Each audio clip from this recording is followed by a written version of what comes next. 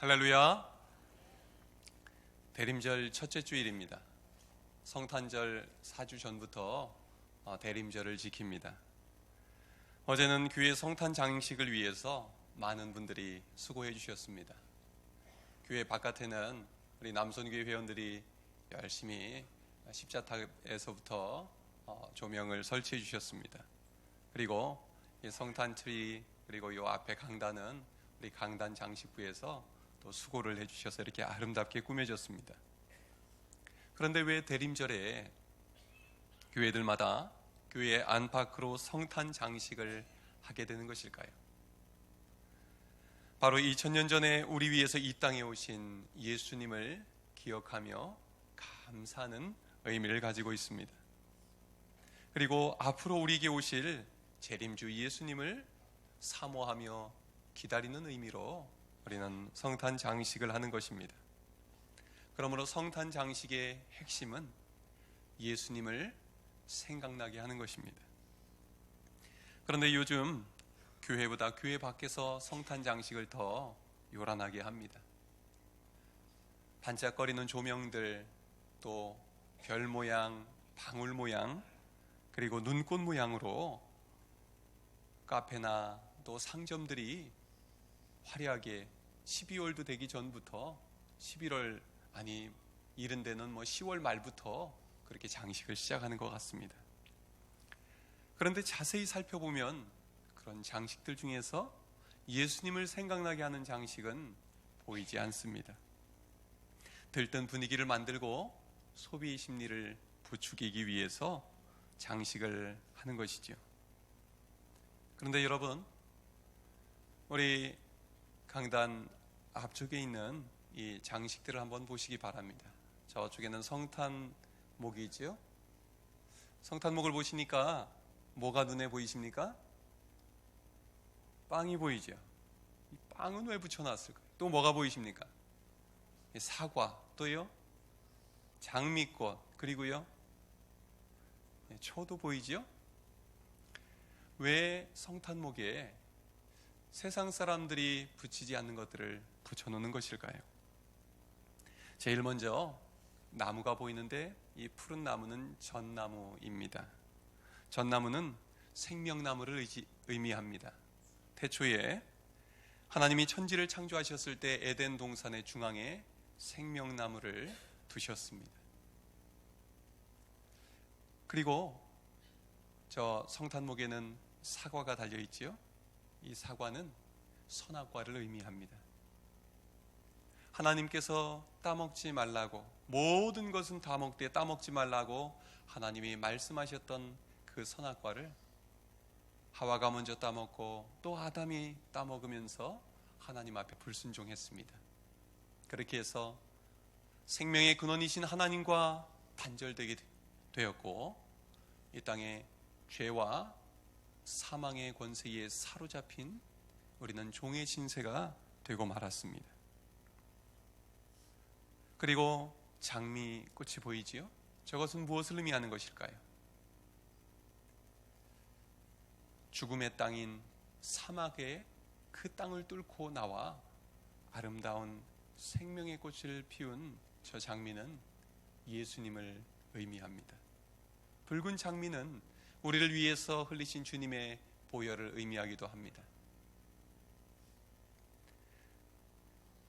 예수님께서 십자가에 달려 죽으심으로 우리의 죄를 사하신 것입니다. 또 저기에 보이는 빵은 무엇을 의미할까요? 우리 주님은 십자가에 달려 죽으심으로 말미암아 우리의 생명의 양식이 되어 주셨습니다.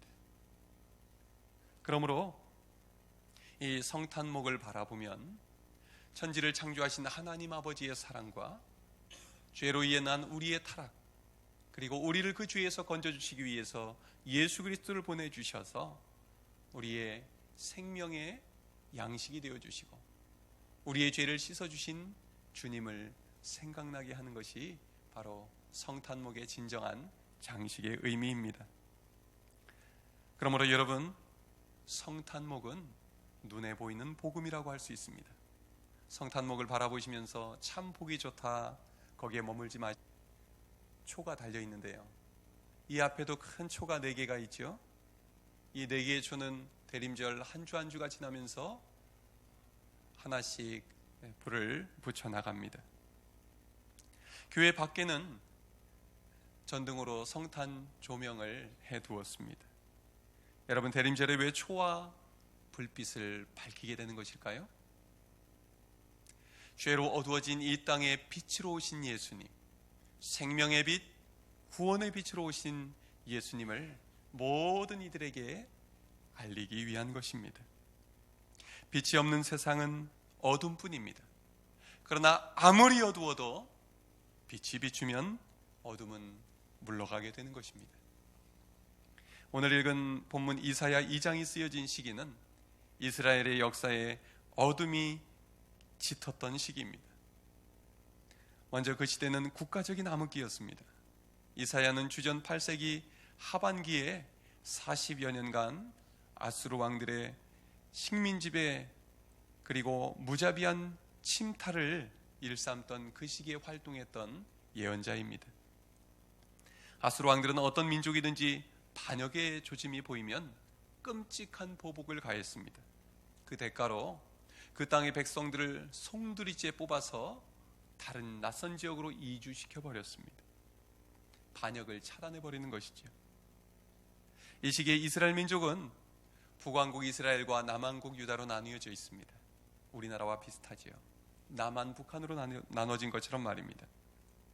그런데 아수르 왕에게 반기를 들었던 북왕국 이스라엘은 그 대가로 북쪽에 있는 갈릴리 땅을 모두 빼앗깁니다. 그리고 12년 뒤에는 아예 멸망당해서 북왕국 이스라엘이 사라져버립니다. 북왕국 이스라엘의 백성들은 강제 이주를 당하게 됩니다. 이런 상황에서 남유다 왕국 또한 아수르 왕국에 멸망당할 위기에 놓였습니다. 이때 남유다에 있는 히스기야 왕이 나타나서 종교개혁을 일으키고 나라를 부강하게 만듭니다. 그러나 그는 아수르에 맞서다가 주전 701년에 산헤립의 공격을 받고 유다 왕국 전체가 초토화됩니다. 역사적인 증거자료에 의하면 이때 산헤립이 46개의 성벽을 가진 도시들과 헤아릴 수 없는 마을들과 200만 명의 유다 백성들을 정복했다라고 기록하고 있습니다. 다행히 예루살렘만은 함락되지 않았지만 유다 왕국 전체가 재기불능 상태가 되었습니다. 회복할 수 없는 지경이 된 것입니다. 바로 이러한 시기가 이사야가 오늘 본문의 말씀을 전하던 시기입니다. 유다의 진짜 문제는 이런 국제 정치적인 암흑보다 영적인 암흑이 더 심했다는 점입니다. 오늘 본문의 바로 앞에 나오는 1장에는 그 내용이 자세하게 기록이 되어 있습니다. 하나님의 은혜로 살아온 이스라엘 백성들은 하나님을 버리고 이방신들을 섬깁니다. 그 대가로 이방의 군대에 짓밟히고 터지고 깨지고 망할 위기에 처해 있으면서도 그들은 하나님께 돌아오지 않습니다. 이스라엘 역사 속에서 최악의 상황이라도 하나님을 의지하면 하나님은 그 위기에서 건져주셨습니다. 하지만 아무리 좋은 상황이라도 하나님을 버리고 이방신을 숭배할 때는 최악의 상황으로 떨어지고 말았습니다. 그런 점에서 이스라엘 백성들에게 최악의 위기는 외적인 위기가 아니라 내적인 위기, 영적인 위기였던 것입니다. 게다가 이스라엘 백성들은 도덕적으로 윤리적으로 완전히 타락해 있었습니다. 1장 10절 말씀을 보면 유다 백성들을 소돔과 고모라 백성과 같다라고 그렇게 책망하십니다. 성적으로 타락했고 윤리와 정의가 무너져 버렸습니다. 힘 있는 자들은 포악을 행하고 약자들은 짓밟히고 학대받았습니다. 안타깝게도 우리나라의 요즘 모습과 상당히 비슷하지 않습니까? 우리나라는 완전히 망했던 나라입니다. 일제 식민 통치와 6.25 한국전쟁의 폐허로 인해서 세상에서 가장 가난하고 살기 어려웠던 나라입니다. 원주 없이 살 수 없는 나라였지요. 그러나 하나님이 그 어려웠던 시기에 이 나라에 복음의 빛을 비춰주셨습니다. 그리고 일으켜 주셨습니다. 세계 속에 대한민국이 되게 해주셨습니다. 가난과 전쟁, 군사 독재, 데모의 나라로 각인되어 있던 대한민국에 이제는 동남아를 비롯해서 수많은 나라 사람들이 코리안 드림을 꿈꾸면서 찾아오고 있습니다. 한류 열풍이 일어서 미국, 유럽 등 전 세계에서 외국인들이 몰려들고 있습니다. 올해는 그 어느 해보다 관광객이 더 많을 거라 예상을 합니다. 그런데 이러한 화려한 외관과는 달리 우리나라의 속을 들여다보면 어떻습니까?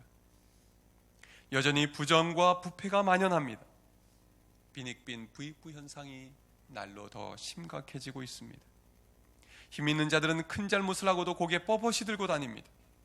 힘없는 자들은 인생의 실패자인 것처럼 고개를 떨구고 살아갑니다. 성적인 타락이 극에 달하고 온갖 흉악범죄가 갈수록 늘어납니다. 그보다 더 심각한 것은 영적인 타락입니다. 그 어느 때보다 이단들이 판을 치고 있습니다. 이 나라를 살려내야 할 교회가 이 사회에 어둠을 더하고 있습니다. 이 세상의 어둠을 몰아내야 할 그리스도인들이 하나님을 믿는다 하면서도 믿지 않는 이들과 다를 바 없이 살고 있습니다. 아니, 하나님의 영광을 가리며 살아갑니다. 세상에 소망이 되어야 할 교회가 더 이상 소망을 주지 못하고 있습니다. 이러한 때에 우리는 어디에서 소망을 찾을 수 있을까요? 어디에서 빛을 찾을 수 있습니까? 그 답을 오늘 본문에서 찾아보고자 합니다. 오늘 본문에서 아모스의 아들 이사야가 유다와 예루살렘에 받은 말씀을 전달합니다. 1절에서 받았다라는 말은 히브리 말로 하사라는 말인데 보다라는 뜻을 가지고 있습니다. 그냥 눈으로 보는 것을 말하는 것이 아니라 하나님이 계시해 주신 것을 보는 것을 말합니다. 역사의 어둠이 가장 짙었을 때 하나님의 말씀이 이사야를 통하여서 유다 땅에 비추어지고 있는 것입니다. 세상 역사의 어둠은 사람들의 힘으로 몰아낼 수 없습니다. 밤의 어둠을 사람의 힘으로 몰아낼 수 없는 것과 같습니다. 그렇다면 밤의 어둠을 어떻게 몰아낼 수 있습니까? 해가 떠오르면 밤의 어둠은 다 사라집니다. 이 땅의 문제에 대한 답은 땅에서 오는 것이 아니라 하늘로부터 오는 것입니다. 예언자 이사야가 2절에서 하나님이 들려주신 말씀을 선포합니다. 말일에 여호와의 전에 산이 모든 산 꼭대기에 굳게 설 것이요 모든 작은 산 위에 뛰어나리니 만방이 그리로 모여들 것이라. 여호와의 전에 산은 예루살렘을 말합니다. 예루살렘이 모든 산 꼭대기에 설 것이다. 모든 작은 산이 산 위에 뛰어나리라 말씀합니다. 세상 모든 나라들 가운데 유다 왕국이 가장 높이 설 것이다. 세상 모든 민족 가운데 유다 백성들이 가장 높임을 받을 것이다. 그리고 만방들은 그리로 모여들 것이다 말씀합니다. 여기서 모여든다는 말의 히브리 말 뜻은 물밀듯이 밀려온다는 뜻입니다. 장차 어느 날인가 세상 모든 민족이 물밀듯이 밀려들어 예루살렘과 유다 백성을 우러러보게 될 것이라는 말씀입니다. 그런데 여러분, 지금 유다 백성들이 처해 있는 현실은 어떻습니까? 아수르 군대가 물밀듯이 밀려와서 유다 왕국 전체를 쑥대밭으로 만들어버렸습니다. 예루살렘 성마저 함락의 위기 앞에서 모두가 두려워 떨고 있습니다. 지금의 현실과는 전혀 동떨어진 말씀이 선포되고 있는 것입니다. 당시 유다 백성들은 이사야의 말이 믿어졌을까요? 아마 믿기 어려웠을 것입니다. 이어서 3절 말씀을 함께 읽겠습니다. 시작. 많은 백성이 가며 이르기를 오라 우리가 여호와의 산에 오르며 야곱의 하나님의 전에 이르자 그가 그 얘기를 우리에게 가르치실 것이라 우리가 그 길로 행하리라 하리니 이는 율법이 시온에서부터 나올 것이요 여호와의 말씀이 예루살렘에서부터 나올 것임이니라. 아멘. 이 말씀은 예루살렘이 세상의 중심이 될 것이다 라는 약속의 말씀입니다. 시온이 하나님의 손에 붙들릴 때 예루살렘이 하나님이 거하시는 거처가 된다는 것입니다. 세상 모든 사람들이 예루살렘으로 몰려들 것을 약속합니다. 예루살렘이 하나님의 통치 아래 있을 때 하나님은 예루살렘을 통하여서 유다 백성들을 통하여서 온 세상을 통치하시겠다 말씀합니다. 하나님이 세상을 통치하실 때 무슨 일이 일어날까요? 우리 4절 한번 보겠습니다. 그가 열방 사이에 판단하시며 많은 백성을 판결하시리니, 그 다음부터 같이 읽겠습니다. 시작. 무리가 그들의 칼을 쳐서 보습을 만들고 그들의 창을 쳐서 낫을 만들 것이며 이 나라와 저 나라가 다시는 칼을 들고 치지 아니하며 다시는 전쟁을 연습하지 아니하리라. 아멘. 하나님이 통치하실 때 놀라운 일이 일어납니다. 서로 싸우기 위하여서 칼과 창을 가지고 모여든 이들이 그것을 녹여서 밭을 가는 보습을 만들고 그리고 곡식을 거두어들이는 낫을 만듭니다. 하나님은 사람을 죽이는 무기를 사람을 살리는 농사도구로 바꾸십니다. 이사야 당시에는 꿈만 같은 이야기였을 것입니다. 유다 왕국은 아수르의 칼과 창에 전국토가 폐허가 되었습니다. 당시 유다 왕과 백성들은 눈앞이 캄캄했을 것입니다. 도대체 이 나라를 어떻게 다시 일으켜 세울 수 있을까? 저 아수르 군대를 어떻게 물리칠 수 있을까? 고민해봐도 그 답은 왕에게 있지 않았습니다. 정책을 잘 수립하는 데 있지 않았습니다. 국제 원조를 잘 받는 데 있지 않았습니다. 답은 하나님께 있었습니다. 유다 백성들이 하나님을 떠났기 때문에 이 모든 어려움이 닥쳐왔기 때문입니다. 하나님이 아니라 이방신을 섬길 때 이방신들은 유다 백성들을 전혀 지켜줄 수 없었습니다. 그러나 예루살렘이 하나님의 통치를 받을 때, 유다 백성들이 하나님의 말씀에 순종할 때 하나님이 예루살렘과 온 유다를 회복시켜 주시겠다 약속하십니다. 그냥 회복시키시는 것이 아니라 그들을 세우셔서 세상 모든 나라들 가운데 우뚝 세우시고 모든 민족들이 우러러보게 하신다 말씀하십니다. 대한민국에서 5대째 선교사로 섬기고 있는 린튼 선교사님 집안이 있습니다. 4대째 선교사인 인요한 박사님, 미국의 본래 이름으로는 존 린튼이라고 합니다. 이분은 순천에서 태어나셨습니다. 나중에 서울에서 세브란스 병원장을 하시면서 2012년에는 한국을 너무 사랑해서 한국인으로 귀화하셨습니다. 그리고 지금은 순천에 내려오셔서 계속 의료 선교를 하고 계십니다. 그분이 지난 6월에 어느 예능 프로그램에 출연해서 이런 말씀을 하셨습니다. 한국인들은 참 이상하다. 왜 한국인들이 대단한 사람들이라는 것을 모르는가? 100년 전의 대한민국과 지금의 대한민국은 완전히 다른 나라이다. 100년 사이에 이렇게 달라진 나라는 대한민국이 유일무이한데 이 국민이라는 자부심이 너무 적은 것 같다. 대한민국은 대단한 국가다. 여러분, 세계 역사에 유례가 없는 이 대단한 일을 대한민국은 어떻게 이룬 것일까요? 그 답은 여러 가지로 설명해 볼 수 있을 것입니다. 그러나 다른 답은 그 어느 것도 정확한 답이 될 수 없다 생각합니다. 저는 그 답이 한 가지라고 생각합니다. 하나님이 이 나라가 가장 어려웠던 시절에 이 땅에 복음의 빛을 비추어 주셨습니다. 우리 선조들이 오직 예수, 오직 주님을 의지하게 하셨습니다.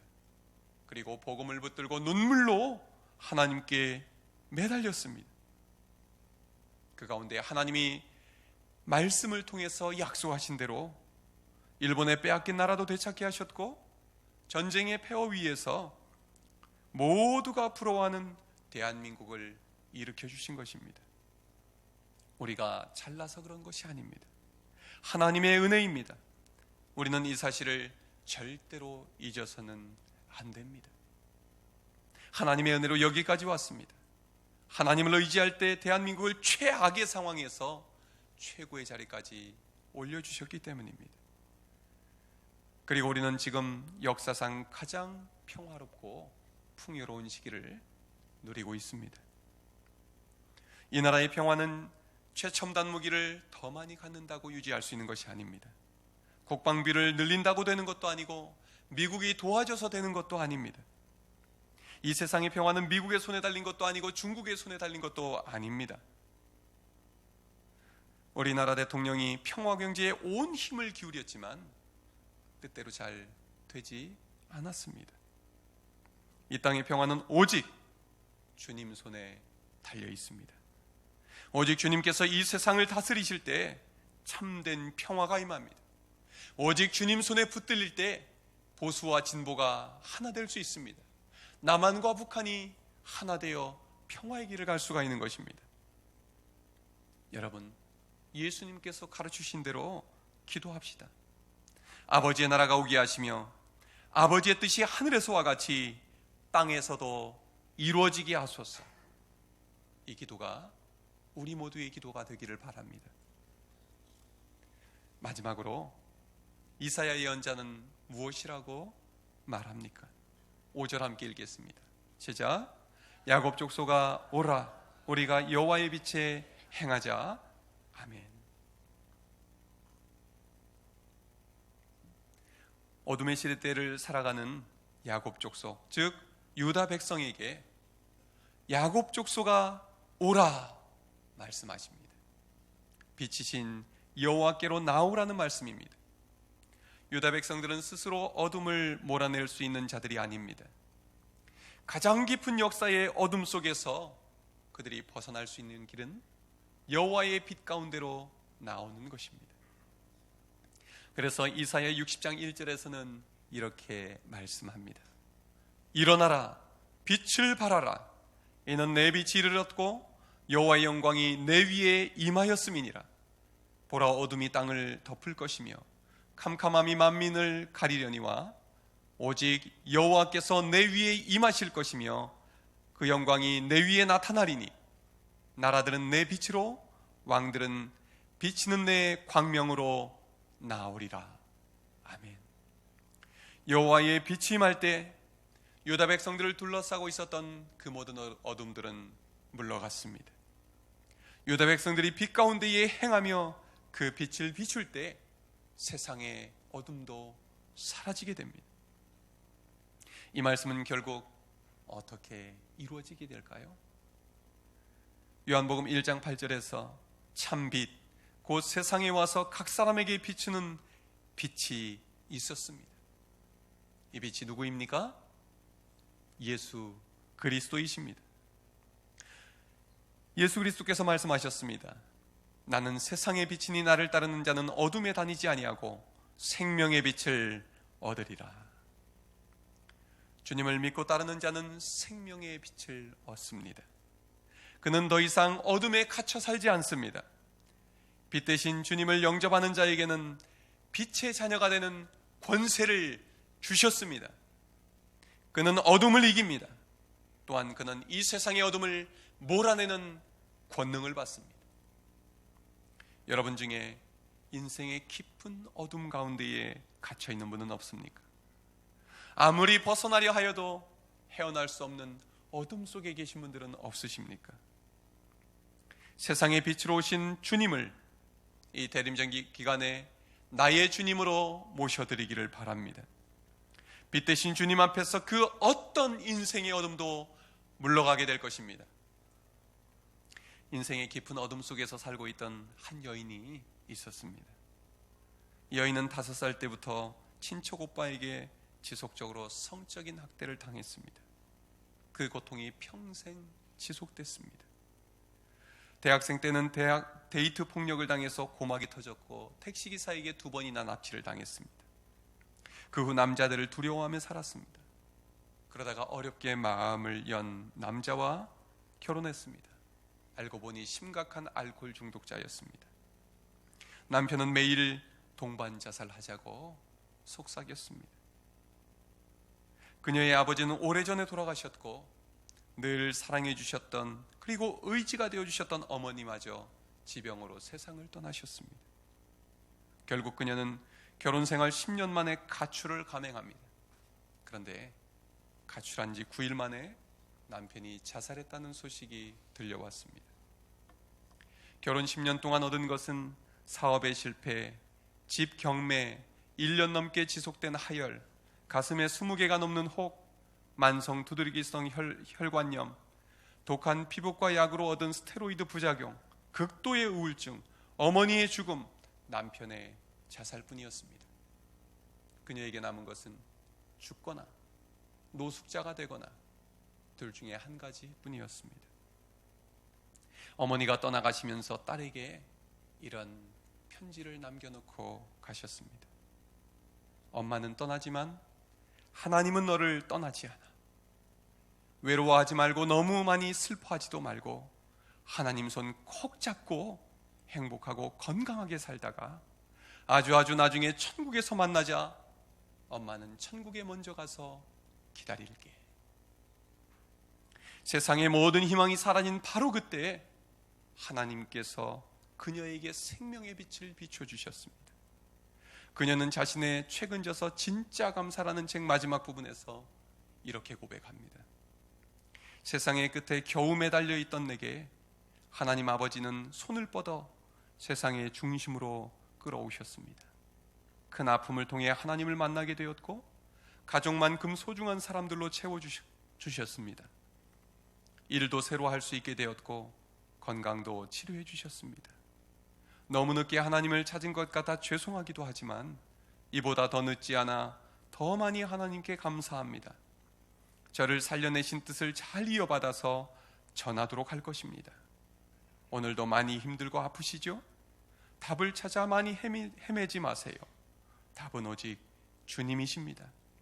하나님, 숨쉬는 모든 순간 진짜 감사합니다. 인생의 모든 것을 잃어버렸던 드보라라는 여인의 고백입니다. 여러분의 마음속에 어둠이 있습니까? 여러분이 어둠 속에, 고통 속에 계십니까?